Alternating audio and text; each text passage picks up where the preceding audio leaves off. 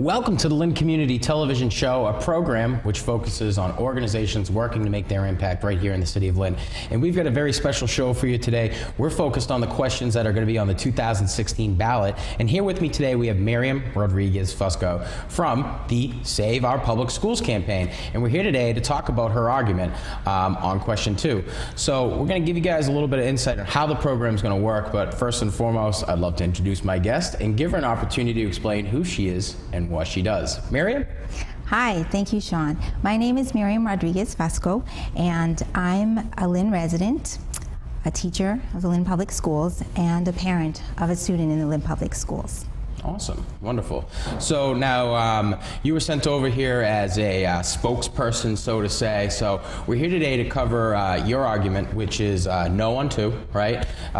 We developed this program in cooperation with the staff here and the authors of the 2016 ballot arguments. So every year there's an election, the Secretary of the Commonwealth will send out a little booklet to you. You can pick them up in the library, they're red. And in there is a bunch of detail about the questions. It'll also give you some detail what a yes vote will get you, what a no vote will get you. And then there are also some arguments in there in favor and against, which are written by authors. So we reached out to those authors and we try to organize some people to come on and present their argument. And Miriam is the person who's coming on from Save Our Public Schools. And we're going to talk a little bit about the what a yes vote gets you and what a no vote gets you. So as required by law, the statements describing the effect of a yes or no vote are written jointly by the State Attorney General and the Secretary of the Commonwealth. So a yes vote on question 2, charter school expansion, would allow for up to 12 approvals each year of either new charter schools or expanded enrollments in existing charter schools, but not to exceed 1% of the statewide public school enrollment. A no vote would make no change in the current laws relative to the charter schools. So, Miriam, we're about 3 minutes into the program. I want to just kind of open this up, just a little bit of back and forth between you and I. These questions that end up on the ballot, can you afford us with any insight on how they end up there? Well, first of all, someone decides that they want something put on the ballot, and then they have to get signatures on a petition of so many, and then if they reach that limit, then they can get the question on the ballot. So this has to be at the will of the people. Yes. So usually what happens, somebody proposes a bill, that bill goes into effect, and it will not affect immediately, but there's a argument made, yes or no, and then if somebody wants to come up with a no argument, they can go out and get petitions and signatures so that they can prove that, hey, the will of the people is that this should be decided for a vote.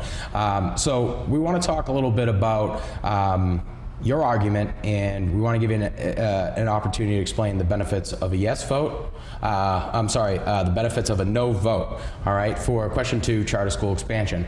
So 7 minutes, you're on the clock once I finish this question, okay? In regards to question 2, charter school expansion, present your argument and explain the benefits of a no vote. Thank you, Sean. First, I'd like to say that I'm not a politician, and I'm not being paid to do this. I wasn't hired to come to talk today to you, so I thank you for inviting me to speak with you and on this very important issue related to the education and the future of public education. So let me start off by saying that I'm from immigrant parents. I grew up right here in Lynn. I was raised and born and went through the Lynn Public Schools and received an excellent education, which allowed me to attend Brandeis University and Emerson College and receive a master's degree in communication sciences and disorders. Now, I've dedicated my entire career working right here in the Lynn Public Schools as a speech and language teacher, and that has given me the chance to give back to my community. I'm also a parent of a 3rd grader in the Lynn Public Schools who's thriving and receiving an excellent education right here in his very own neighborhood. So let's talk about the benefits of voting no on 2 and how it impacts public education. First, I'd like to say that voting no on 2 will help maintain the current state funding for traditional public schools. Even Governor Charlie Baker has stated that there will be no change in the current school funding formula. So there is no evidence to support any claims that more funding will come from the Question 2 for the public schools. The fact of the matter is that in the past 2 years, Governor Baker has actually cut over $100 million from the school funding. And now he and his billionaire supporters want to take even more and give it to privately funded charter schools, privately run charter schools. And these funding cuts result in taxpayers having to come up with how to fill in the gap in their local school districts. And that includes the seniors who are on a fixed income. Another fact is that currently $450 million a year is being taken away from the traditional public schools in Massachusetts. Now, with this question, the possibility of 12 more charter schools every year, indefinitely, the way the question is written, that could actually double in less than 6 years. So we're talking about $1 billion a year that would be lost to the traditional public schools. And this is why the Massachusetts Parent-Teacher Association and 186 school committees have already voted to oppose the Question 2. And now, as a parent and a teacher, I really don't wish to see my neighborhood school destroyed by continued loss of funds. I would love to see and welcome back librarians and have smaller classroom sizes. And instead of creating more charters that really serve only a select group and offer just another option, I would love to use those funds, our tax money, to provide full-day kindergarten statewide and to provide after-school programs and enrichment programs and expanded learning opportunities in math and science and technology for all grades. And that's just to name a few. We should use our tax dollars more wisely. Another benefit to voting no on 2 is that it will help stop this educational inequity that's growing in Massachusetts. There is strong evidence to support that the charter school system, serve just a small number of English language learners and students with special needs. Now, as a daughter of immigrants, a teacher, and a Lynn resident all of my life, I have seen the significant increase in English language learners and new students with special needs. And so really, what we really need more now than ever is a system and more funding to serve or better serve those students. What we don't need is more schools that only serve a select group and really create a segregated kind of education system in the state. Voting no on 2 will also help stop encouraging a system that really just privatizes education and destroys and eliminates the traditional public schools for all children. Now, unlike traditional public schools in the state who are governed and policies are set by publicly elected officials, charter schools are privately operated and usually by business, having boards with people that are from business and political leaders, and very rarely have parents or teachers or students on board deciding how their students are educated.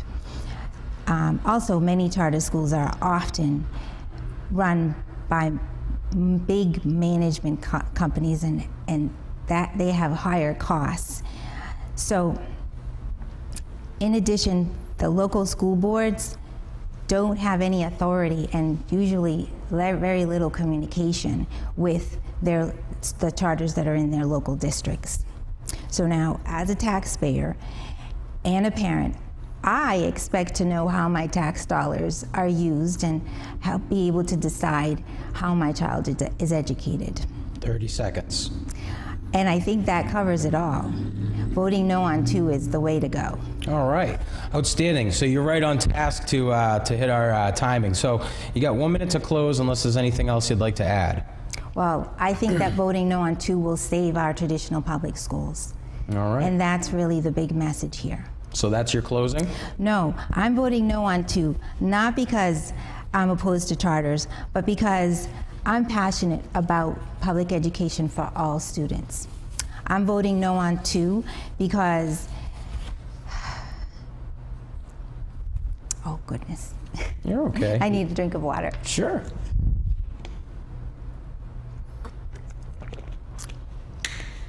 So you were just saying you're voting no Yes. on 2 because?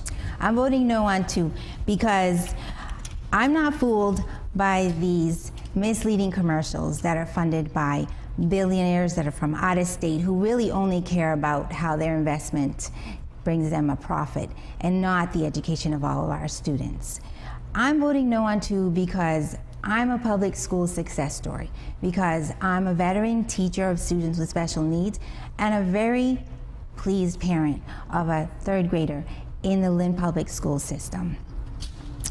I'm hoping that everyone listening today will vote no with me and help the state continue to support the school system in giving a very high quality education to students from all walks of life without prejudice and without preference.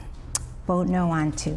I want to say thank you to my guests, and I want to wish them the best of luck in November. We're going to be right back after this break with the other side of the argument. Stay tuned.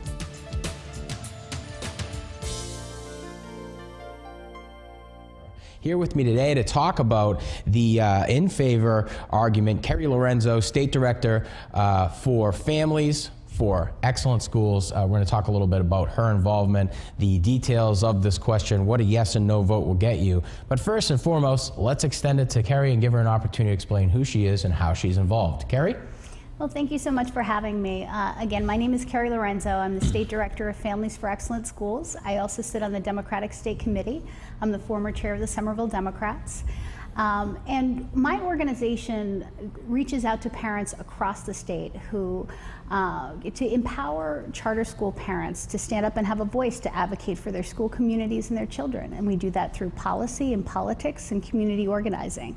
So I'm happy to be here to represent hundreds of families right here in Lynn who are charter school families, and thousands who are actually on the wait list trying to get into the wonderful KIPP Lynn. Outstanding. So Keri Lorenzo, on the in favor argument, what we've done is we've reached out to each of the authors for the in favor and against arguments listed here in the 2016 election information for voters. This is sent out by the Secretary of the Commonwealth each time there's an election. So you can grab one of these at your local library, and we're going to be focusing on question 2.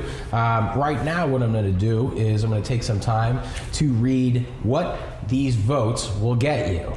What your vote will do, as required by the law, the statements describing the effects of a yes or no vote are written jointly by the State Attorney General and the Secretary of the Commonwealth.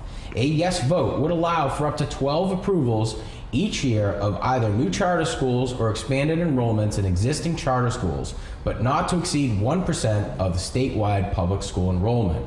A no vote would make no changes in the current laws relative to the charter schools. So that being said, we've got some detail about these arguments. More or less, we're going to be focusing on the in favor aspect of things. But I just want to kind of talk to you, Keri, a little openly about this. In a nutshell, explain question 2 to our viewership. So we wrote this question so that we are able to add up to 12 new charter schools per year in the bottom underperforming districts in our Commonwealth, the bottom 25% of underperforming districts. And these are districts where we as parents see our children struggling and falling through the cracks on a regular basis. And you have to imagine how frustrating it is to want the best for your child, but seeing your child fall behind, not reading on grade level, not doing math on grade level, and you're doing everything that you possibly can to advocate for your child. But if your child is going to a failing school, they're set up to fail, and unfortunately that can set you up for failure for life. So charter school parents are anxious about making sure this opportunity that we've seen for our own kids be available to all parents. So if this is an option, a good option for your child, and you see your child going to a failing school, that you're able to basically stop the train and say, listen, this is not working for my kid. I want to try a charter school education.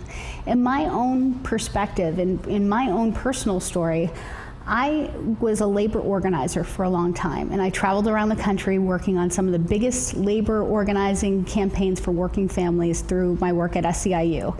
But unfortunately, at home, I was losing a campaign for my own child. I have a son, I actually have 3 children, but my oldest son, Matthew, from kindergarten, we knew was going to have some difficulties and had special needs. He's diagnosed with ADHD and depression issues. And so even though I'm an advocate, I've done this my whole life, I've been involved in politics my whole life, I was still struggling to get him the education that he deserves. And his IEP was not being followed. I was going to constant meetings. My son was suspended 26 times in a district school. It seemed like every time I was picking up the phone, it was a teacher who had given up on my child. And it was incredibly frustrating to me. And dragging my state representative into IEP meetings with me, my school committee members, I still couldn't get it done for him.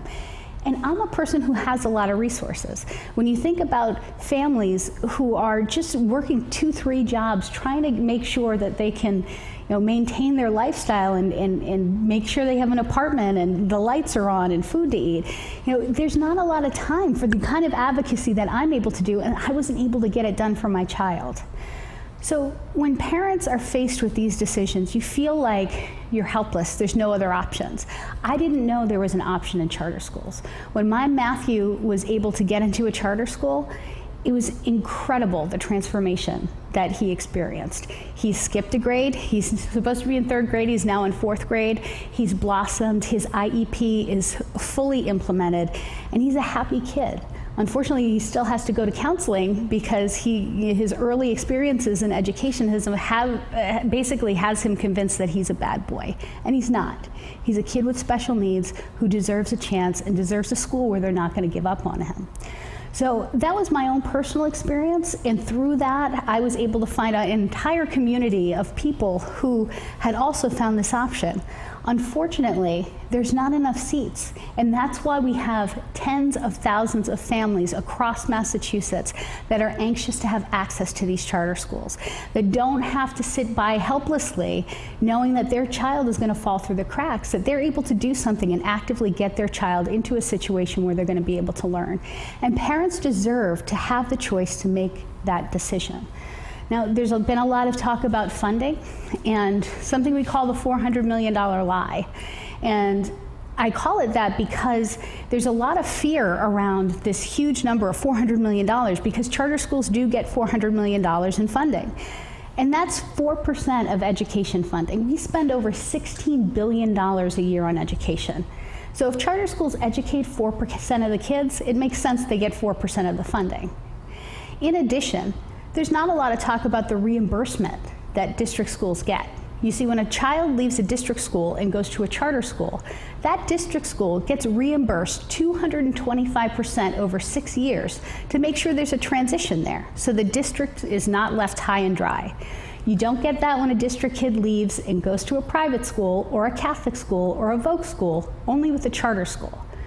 So in the end, there's been a lot of studies that bear out, the Boston Globe and the Boston Herald, saying that district schools are actually there's been increases of $86 million in terms of public education funding because charter schools exist. All right, so now I want to move into the segment. I'm going to give you about 7 minutes to present your argument further and explain the benefits of a yes vote. So the benefits of the yes vote, I think, are very simple. Here in Lynn, you have roughly 1,200 kids who attend KIPP Academy. It's an amazing school offering amazing opportunities to kids and gives parents the option of not having to force their child to attend an underperforming school. Unfortunately, there's about 1,400 children in Lynn alone, that want to get into KIPP, but there are no more seats. So that tells you that parents in Lynn are anxious to have this option and see the need for it. This is just one community in the Commonwealth. As I said before, there are tens of thousands of other families that also want this opportunity. In Boston, there are currently 14,000 children who are in charter schools, and there's another 14,000 that are trying to get into charter schools. In Lawrence, there are 4,000 children on a wait list. Those families are anxious to actually be able to access these excellent schools. They see the opportunity right in front of them, but it's yanked away. And it's really for an arbitrary cap. There's no reason to cap charter schools if this is something that we know works. Charter schools don't work for every single kid. They're not meant to replace our traditional public schools and our district schools, but they are a piece of the solution. If we go back to 1993, when education reform was first introduced, when charter schools were first introduced, Massachusetts was not #1 in the nation for education. Charter schools were a part of the solution we came up with, in addition to accountability and testing measures, because we wanted to do better by our kids. We wanted to innovate, we wanted to grow, we wanted to experiment so that we could attain this wonderful level of education that we have in Massachusetts now. And we've made incredible strides over the last 23 years. We know this is something that works, especially in low-income communities and communities of color, in overcoming the achievement gap. And that's why you see the majority of people who are attending these schools and who are on the wait list are minority children, because they are making a difference.